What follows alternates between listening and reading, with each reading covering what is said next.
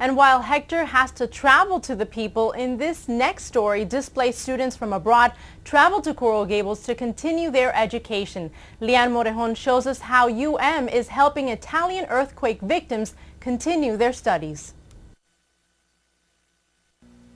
When Eleonora Rasici went to sleep on the night of April 5, 2009, she and the residents of L'Aquila, Italy would have no idea what would be in store for them.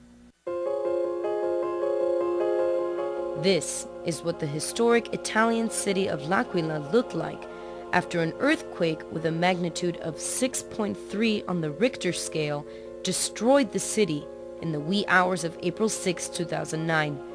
Buildings that had survived for centuries were cracked and demolished in the blink of an eye, homes reduced to rubble.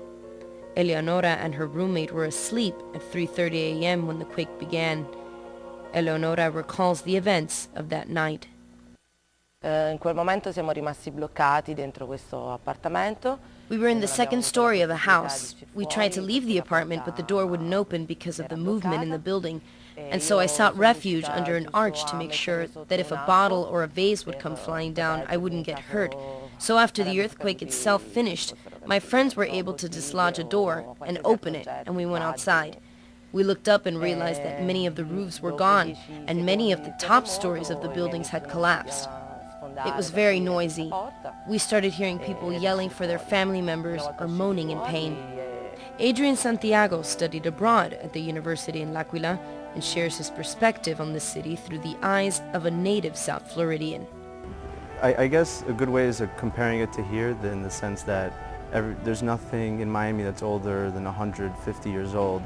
And in L'Aquila, the whole historical center is no younger than 700 years. So it was just a shock to see all the buildings and the layout of the street and layout of the streets and the university, how it was immersed and it was integrated in the city. Word spread about the tragedy at L'Aquila all the way here to the University of Miami. Luckily, there were no UM students studying in L'Aquila at the time, but the university still jumped in to help. We facilitate the exchange programs, which means that we have partner schools all over the world, so we process the applications, taking in students from all over, and then we also send out UM students abroad to our partner schools. The first thing we wanted to do was to donate some money, which we did. And then about a week after the earthquake, the Rettore, who is the equivalent essentially of the provost at the University in L'Aquila, on the internet asked the universities with which the University of L'Aquila has contacts to help out with the students, because the university and the town have been essentially wiped out. And so we are looking at 25,000 students who no longer can take classes.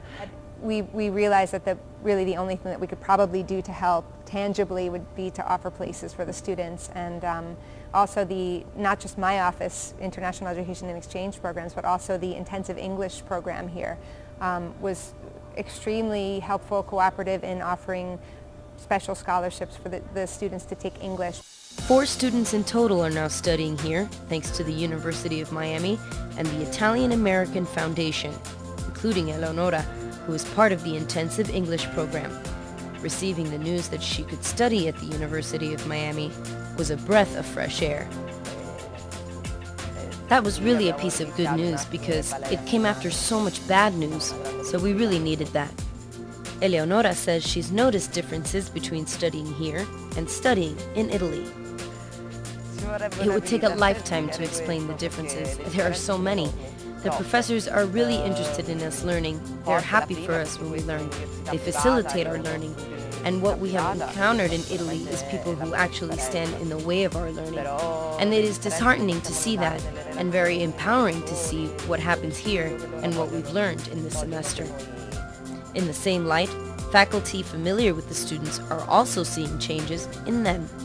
I think language they've improved, and just and in general, we see this with the exchange students. They take on the Miami vibe, the culture.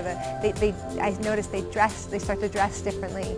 I think just adapting to the heat, And most people coming from Europe, where they arrive and they have a lot of layers of clothing on that quickly get peeled away. And so, you know, you can see the transition little by little. When we've communicated, it's been very rewarding to see how much they've enjoyed their experience and how much their English has progressed. It's been really remarkable. For now, L'Aquila is still in ruins. The death toll reached 294 people. Some survivors are still living in tents. For study abroad students like Adrian, the earthquake brought back many feelings. There's a lot of sadness in there, just to know that everything from one day to the next just completely disappeared. If you'd like more information on ways to help victims of the L'Aquila earthquake like Eleonora, visit www.niaf.org or the University of Miami's website at www.miami.edu. For Coral Gables Now, Leanne Morejon.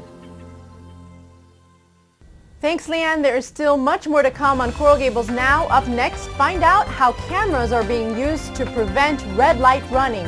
Plus, this historic landmark is turning 100, how the city will celebrate the major milestone. And later, the Junior Orange Bowl Parade is a long-standing tradition in Coral Gables, but did you know there are many events and activities that lead up to the parade? We'll fill you in when we return.